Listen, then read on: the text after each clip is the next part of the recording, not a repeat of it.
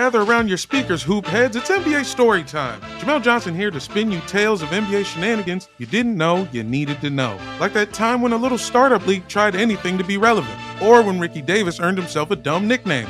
I also love you, Ricky Davis. Catch a new tale on NBA Storytime every week, then listen to the post-game where I break it down with comedians, ballers, and what have you. Find NBA Storytime on Apple Podcasts, Spotify, or wherever you get your podcasts. Mahomes has the time, delivers perfectly downfield, touchdown, Patrick Mahomes with a rope. This one, Adams, touchdown. This time going deep for Beckham Jr. Did he catch it? He did!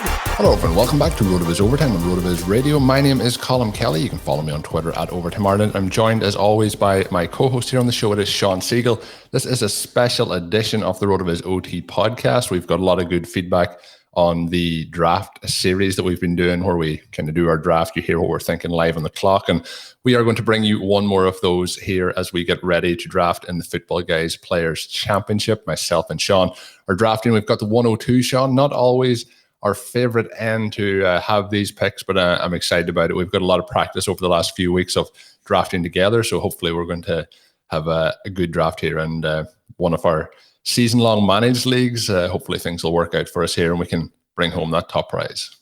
Exactly. And you mentioned we have the 102. Yeah, I'm the 101 would have been ideal, right? But because we don't have Christian McCaffrey teams yet, and we do have some Travis Kelce. But you and I just talked about it, and I think we're excited to take Kelce. Yeah, I would be okay. I was thinking about it last night. I would be okay taking Alvin Kamara.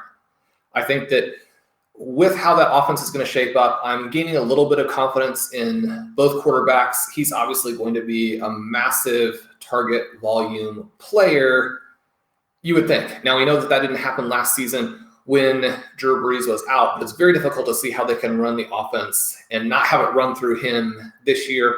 Some of the things that happened with Taysom Hill under center that didn't go through Kamara last year, they've had a full offseason to figure out how they want to do that. It does look like Jameis Winston is likely to be the quarterback, and yet I think either way, Kamara is shaping up to be a nice pick at the very top. Yeah, I think he is interesting. He's not. I haven't gone that way yet. I've had once this year so far. I've had the 101 one time out of all the drafts I've done.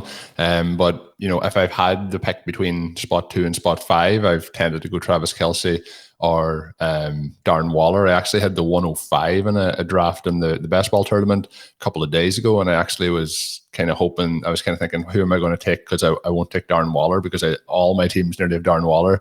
And Kelce ended up lasting to that 5th spot, so that worked out quite well. So I think I'm leaning heavily towards Kelce.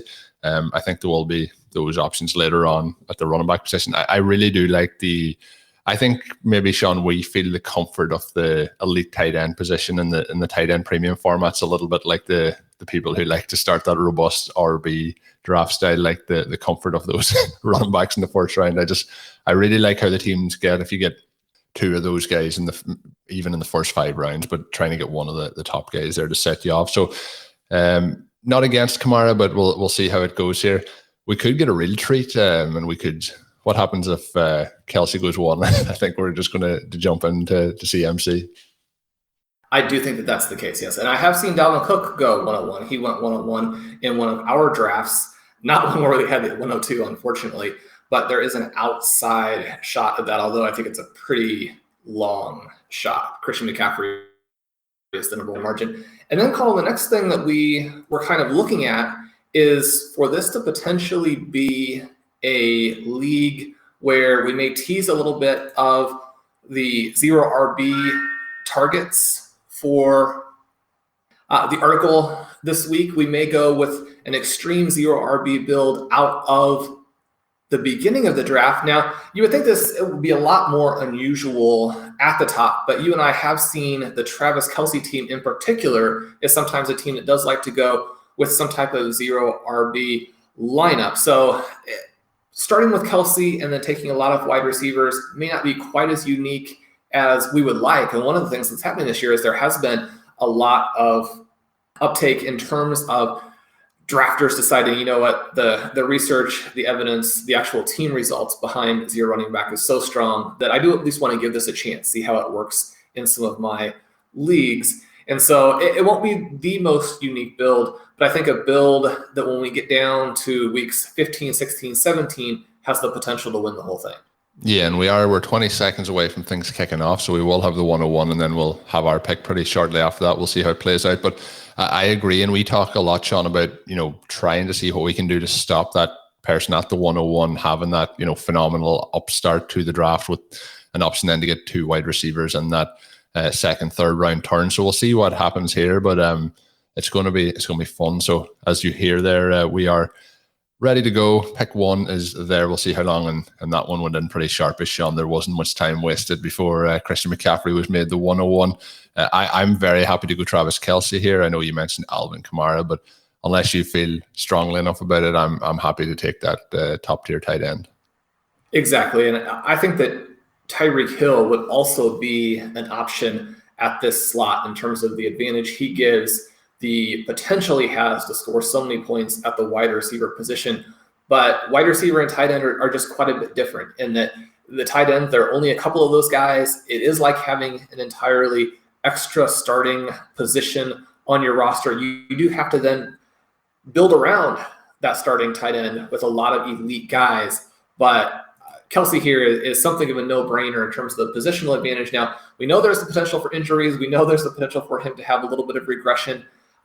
The injury thing you can't really do anything about. Even if he drops off a little bit from a scoring perspective full season, then he still gives you that advantage, and he still has the potential for the week 15, 16, 17 massive upside. And so there are a lot of ways to win with Kelce. The advantage that he puts you in right off the bat is so significant that now we have a lot of flexibility with what we want to do later. I've been looking at some of these teams and looked at some drafts yesterday where the Christian McCaffrey drafter did a very nice job, except they were super weak at the tight end. And so that's one of the ways in which we can neutralize that advantage that the CMC participant does have, which is to start off with Travis Kelce and make sure that we're not behind at that position. Yeah, and like when we're doing this, obviously we have Kelce now. It does give you that flexibility of where you push the button next to tight end. I mentioned liking to get 2 of those kind of high end guys, and we'll see how it plays out. But we've drafted a number of times. It might even happen this year in this draft where sometimes the way the tiers break and the way our players are ranked, it can mean sometimes that when you get to the start of those rounds, sometimes they're the players you're hoping to get, if you're in those back end of the round slots, that you're having to kind of take 5-6 picks early. And then at the tight end position, when you get into Logan Thomas, like Fant, sometimes I know we like them a lot, Sean, but there's other people who probably aren't as strong as the tight ends who are willing to pass on those, and then that's leaving them with that bridge at the tight end position. No major surprises with how things have played out so far. Devontae Adams was the first wide receiver off the board. Since that, then we have seen Darren Waller go off at the 106. Adams was the 104. Outside of that, it's been all running backs thus far. The 107, Alvin Kamara, or Austin Eckler, Sean, the listener league that we did a couple of weeks back, that we got him at that right at the back end of the second round, showing to be quite nice there at that point. But it is interesting when we get into some of these higher entry fee leagues where some of these running backs will get that push a little bit higher up the board. We see it there as well with Aaron Jones going at the 109. So it's going to be interesting, and these are all good for us because so far we see people going with a running back approach in that first round. Let's hope they all go running back in the second round. That'll push those guys that we really like down to us at the second round and third round picks.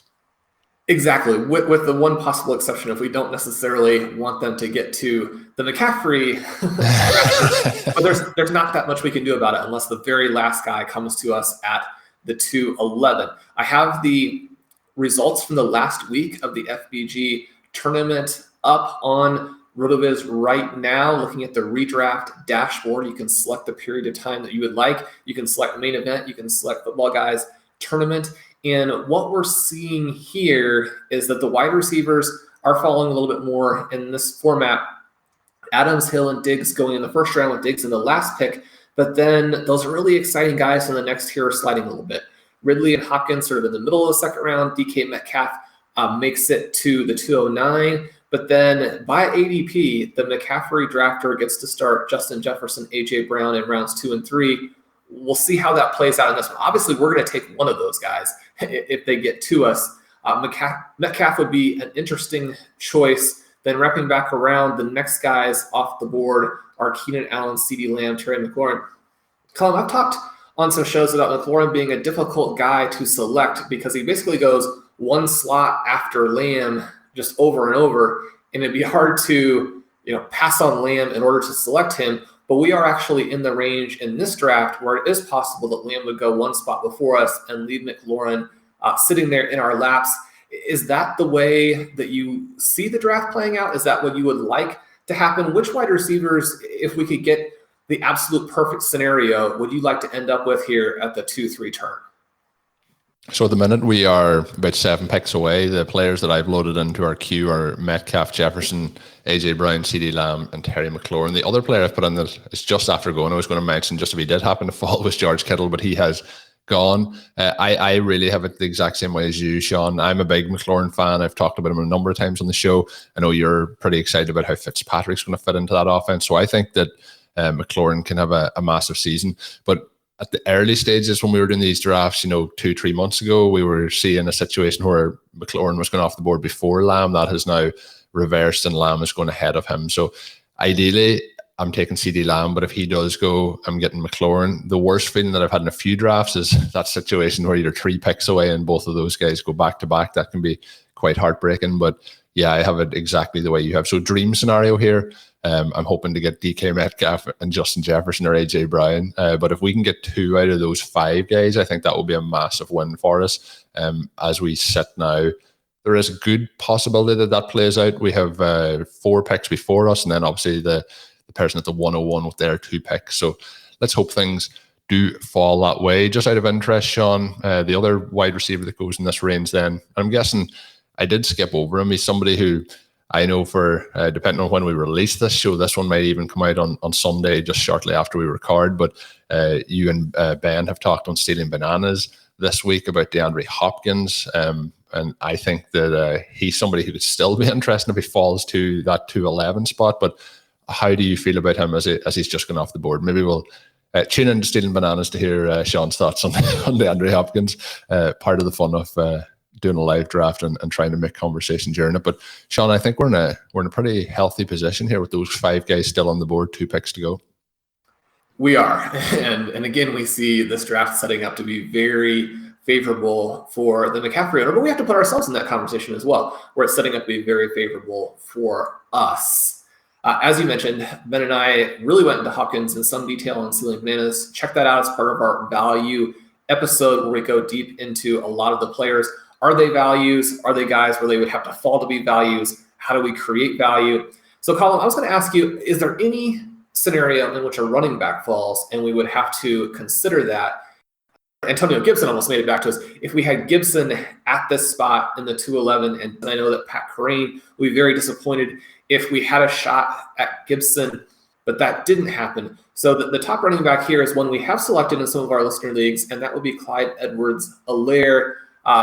A number of pretty negative articles coming out across the web over the last week, really questioning whether he's going to have that upside, going to have that big workload. I still think that he's got the widest range of outcomes in fantasy of a top guy, anywhere from being benched to being like the overall running back 1. We now have 25 seconds left as I monologue there. Is just the clear pick, or are you looking at DK Metcalf, maybe even Lamb at this spot? I'm happy to go with Metcalf or Jefferson. Go Lamb if you want. Any of those 3 guys, Sean, I'm happy to jump aboard. I'll let you make the decision. We'll talk about them a little more after.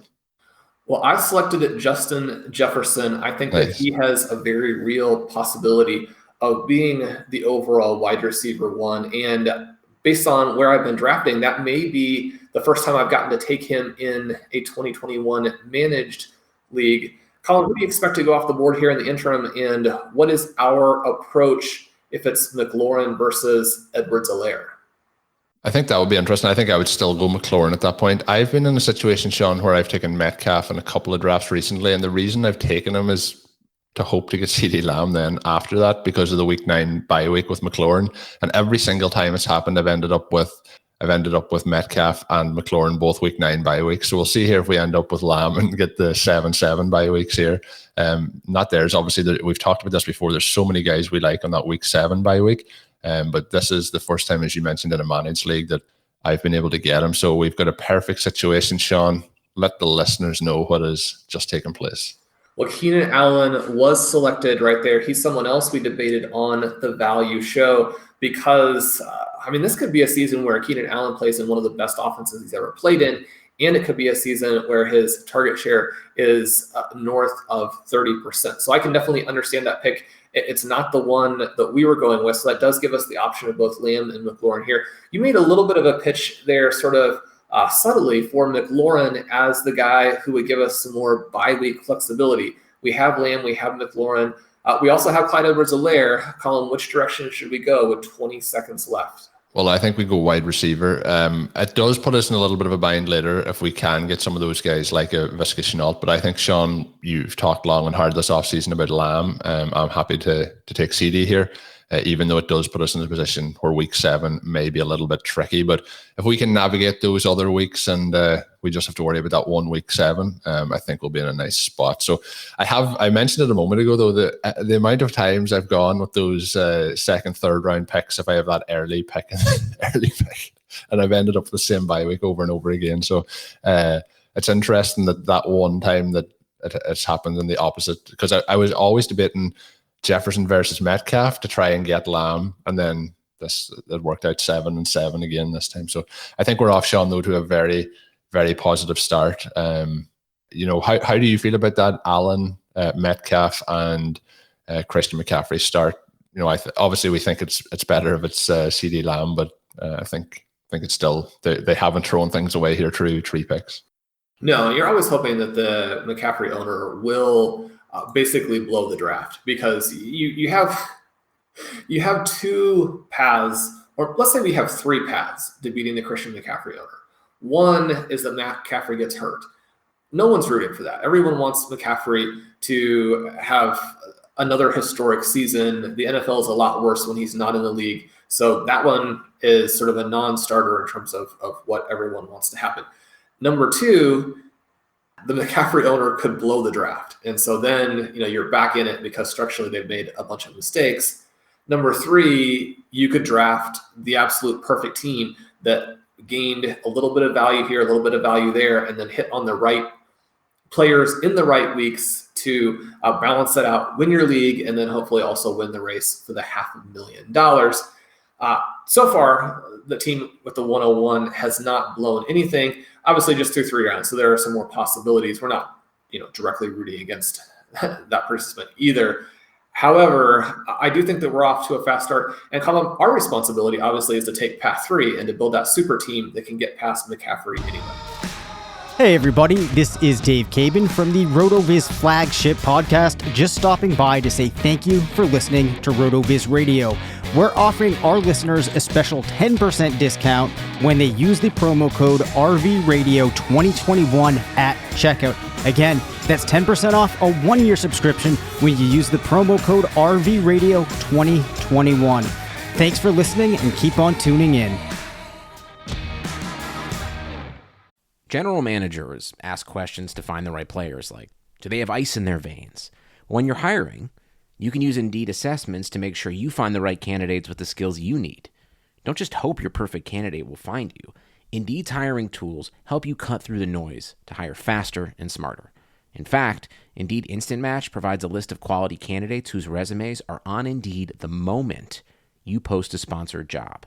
And with Indeed assessments, choose from 135 skills tests to help make sure you're finding applications from people with skills you need. Get started right now with a $75 sponsored job credit to upgrade your job post at Indeed.com/Blue Wire. Get a $75 credit at Indeed.com/Blue Wire. Indeed.com/Blue Wire. Offer valid through September 30th. Terms and conditions apply. Do you ever feel like you're being followed around the internet? Maybe advertisers know a little bit too much about you? Our new sponsor, IPVanish VPN, is here to help you take back your privacy and help become anonymous on the internet. So what is IPVanish? It's a virtual private network, a VPN for short, and a VPN is an important tool that helps you safely browse the internet.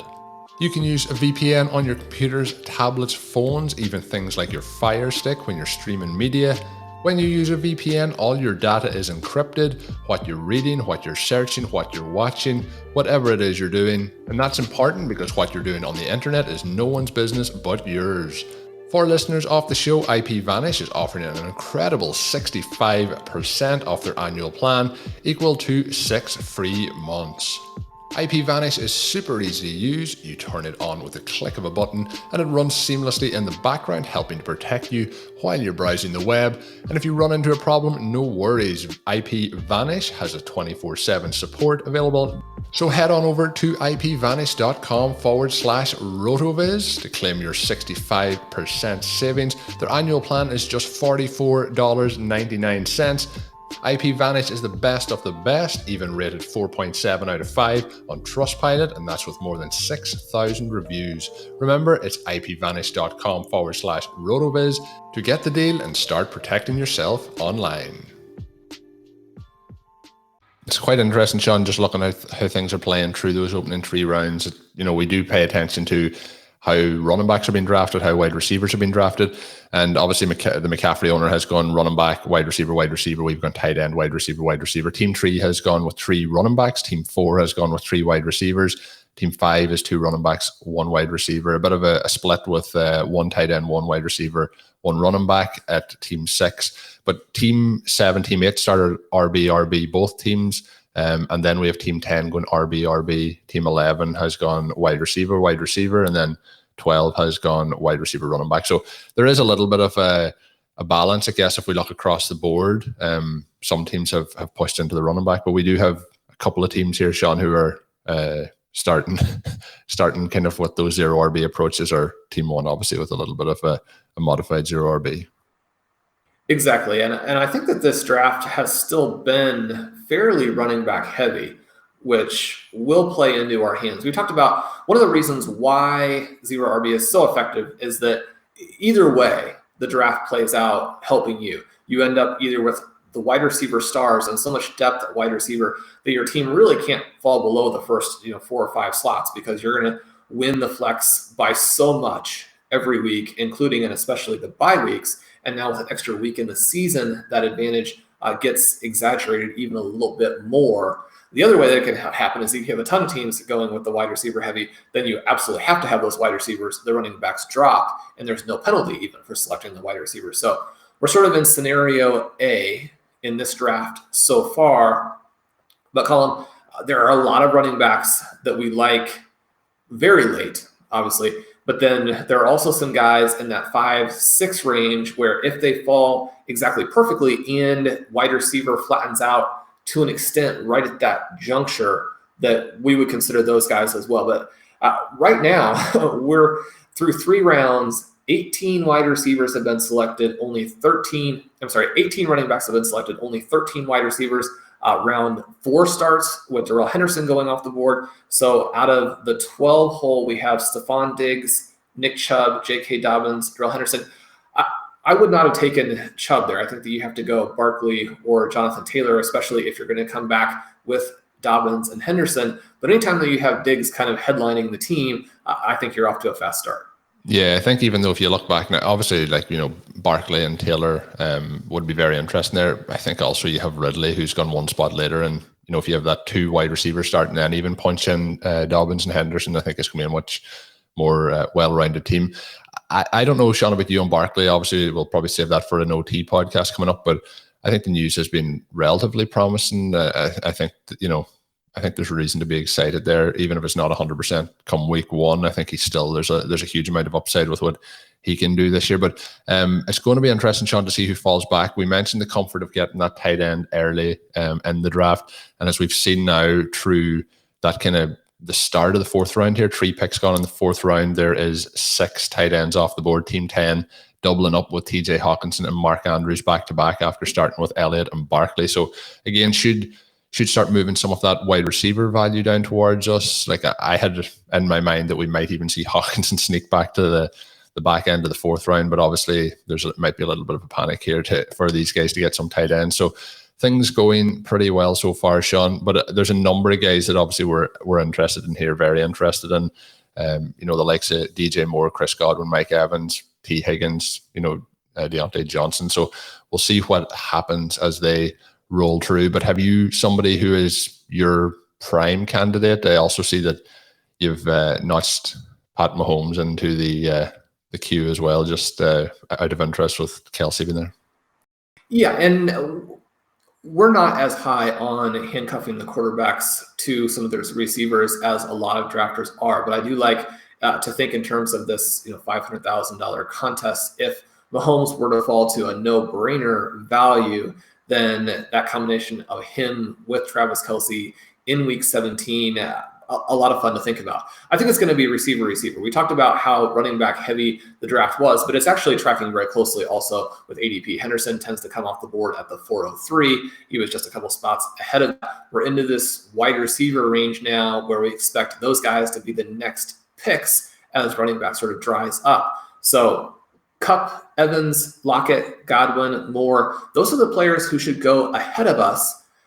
Ideally, one of them would fall. Not one of them, I mean, specifically Chris Godwin or DJ Moore. And then wrapping back around, ideally Higgins is not taken by the CMC drafter, and we can wrap him into the round 5 pick. However, if he's there at the 411 and we want to wait and see who comes back around to us at the 502, I would also be very happy with that. We have some options. Deontay Johnson right in there.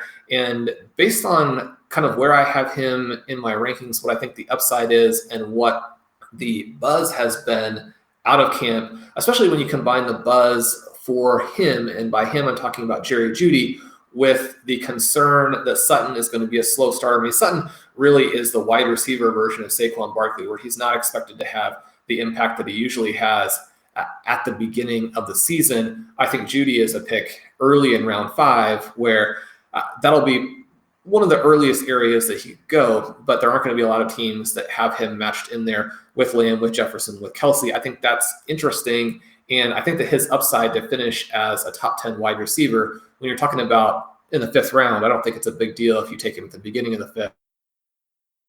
Yeah, and as we are just on the clock now, a minute to make our decision. Chris Godwin goes 1 pick before Sean. I was going to make the pitch anyway to go for DJ Moore over Godwin. I think they're pretty close, but I've been leaning towards Moore in my drafts. And you and Ben again on Stealing Bananas talk about the upside of him, and even at his current ADP, just having a pretty good season is going to still be well on his way to covering that, and he has that elite wide receiver upside as well. So I'm happy to go DJ Moore here, and then I think if we can get Higgins or Jeudy then on the way back is the way I'd be playing it. You happy to go with Moore? I am. I think that there is an insane risk that Higgins is going to go at the turn, but we have to take DJ Moore. He's the smart play here. He gives us that high floor, high ceiling player, the person that we've been promoting as being this year's version of Stephon Diggs. And we say that not just to say, okay, well, here's someone who could outperform, but you go in and you look at his peripherals, and through the first couple of seasons, Moore has been fantastic in terms of after the catch. You look at last season, he's one of the best vertical receivers in the NFL. He hasn't scored a lot of touchdowns. He has this built-in upside to where really his profile screams out that he should be a mid-3rd pick. When you're talking about picking him at the very end of the 4th round, you're getting a full round of value in a range where that means something, right? And we're still in these very high value, 3 or 4 slots down, you would expect to be picking up some value. So the fact that he's so heavily discounted makes him a player that you have to select at that point. Yeah, I agree. And the 101 has made his pick. He has, I don't know if he timed out. I don't think he did, because the second pick hasn't been done on auto draft, but he did go with Patrick Mahomes, who was the next player at ADP.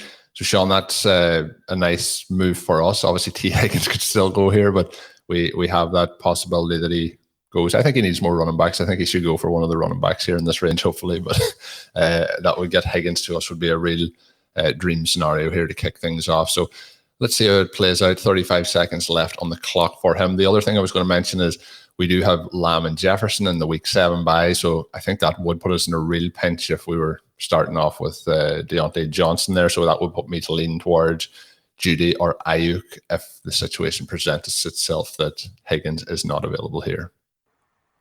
I think that's a good point. We know that we can work around the bye weeks. We know that in some ways makes the team even stronger outside of week 7. And you're trying to figure out a bridge to get through that week. One of the reasons that the depth comes into play and is so helpful is that you can get across even a week where you have 3 starters at one position on a bye, but definitely not ideal, right? And so going in a different direction there would have been what we wanted to do. The pick is Josh Jacobs. So now Colin Higgins does come to us. And this sort of concludes what I think is a dream 5-round start.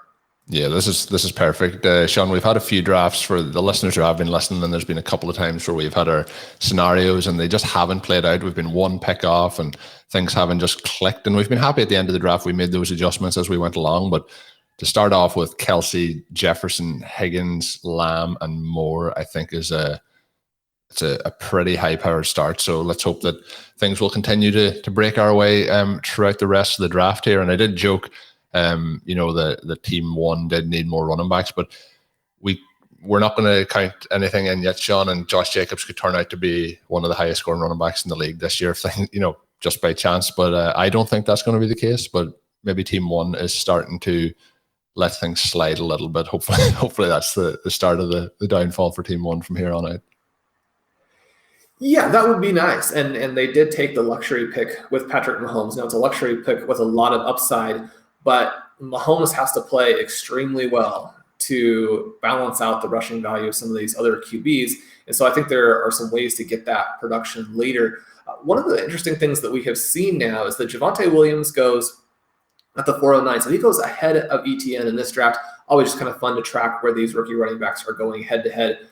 Miles Sanders goes at the 503. He's someone that we discussed in the article this week, looking at the range of outcomes tool and some values. Josh Jacobs, another one there. And then Trey Sermon goes at the 504. So he also goes before ETN, who slides to the 505. Adam Thielen, Deontay Johnson, the next couple of picks.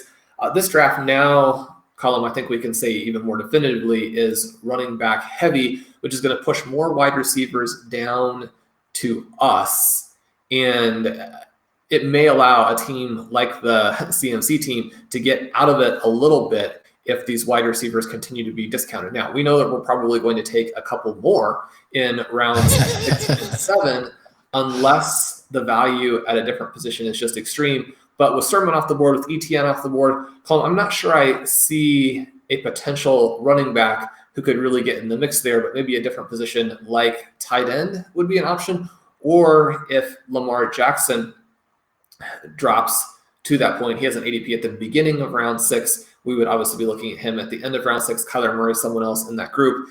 If those guys don't get there, what are you looking at for the quarterback position? I think there are some ways to play this with a somewhat safe QB matched up with perhaps a Justin Fields. Yeah, and I do think as well, obviously, this being a managed league, having the 2 quarterbacks rather than having to make sure we get the 3 in there is going to give us a little bit of freedom. I also think it being managed, we'll have some options off the waiver wire throughout it. So, look, we could be heading on the Ryan Fitzpatrick train here, Sean, for this episode. We might have to make that call later on. But I think I would be happy if we don't get one of those top guys in this next round, in the 5th and 6th round, or that 7 turn. I think I would be waiting then into that kind of, I would say, 12 through 13 round range to try and see what maybe 2 guys we could pick up in that area. When we look at it, Sean, you mentioned some of the possibilities and how things could change. If the wide receivers don't make it back that we would be tempting to look for here, I do think you touched on tight end. I think Logan Thomas and Noah Fant, who I touched on earlier as well, are 2 of my favorite guys in this range. And I do like having the option to get 2 of those guys in there. I know most of the time when we've been doing that, we've been doing it in best ball, but I believe you're pretty much on board if you can get 2 of those tight end options in the managed format as well. Exactly. I like to have that second hammer tight end to where we can, it seems like you start with Travis Kelce. If he gets hurt, you're out of it. But I've had plenty of Rob Gronkowski teams in the past where he did go down and the team still came through. We're kind of using today to get a little bit of extra mojo on our side. We're using the Terms of Rampagement team name that was the one that won the overall in the NFFC primetime back in 2013. That team was one that had Rob Gronkowski. He gets hurt and it wins the overall title anyway. Part of what you're doing there, again, is building this deep team that has a lot of different ways to win. And having a second tight end who can really put the hammer down is one of those ways. Yeah, so absolutely no pressure. Now, I didn't realize that was the reason for this name of choice. I was actually thinking about using one of the future OT episodes to ask you, how do you come up with these names? Sean is great for interesting names for his teams, but yeah, no pressure now. We just have to bring the whole thing down to make sure the team has a 100% record. But Logan Thomas did go shortly after I mentioned it to the team at the 12 spot. So I think we're looking at Fant here, Sean, or we would be passing on the tight end position. But it is starting to look like we will have some enticing options at the wide receiver position. Jerry Jeudy, who we touched on in the last round as a possible option, is still on the board. Tyler Boyd, the flagship wide receiver for the RotoViz Overtime podcast, still on the board. Chase Claypool, who is a week 7 bye. There's a couple of guys here with Claypool, Schuster, and Chenault, all week 7 buys. But I think now that we have 2 other options with DJ Moore and T. Higgins, gives you that flexibility then if you want to dip back into Chenault. So, Sean, I think we're in a great position. Fant is still there probably for us, but I would probably be going wide receiver. But I'm happy to go Fant, and then one of those other guys will hopefully reach back to us. Yeah, that's the way that I'm looking at it as well. I was, almost not even daring to hope, because Jerry Jeudy did get within 3 picks of our selection, which seems a little bit crazy when you consider his ADP, when you consider what he's been doing at camp. Kareem Hunt off the board. I think he would have been the last real sort of interesting option at the running back position. In fact, Kyler Murray, Lamar Jackson off the board. So we're not looking at QB right here. Noah Fant is selected. So, Colin, I mean, it looks to me like this is just a shot to go with some more week 7 wide receivers. Yeah, that's the downside. And the other player that we mentioned, like probably not going quarterback, the quarterback you would potentially be looking at here is Dak Prescott with that week 7 too. But I think, we're going for week 7.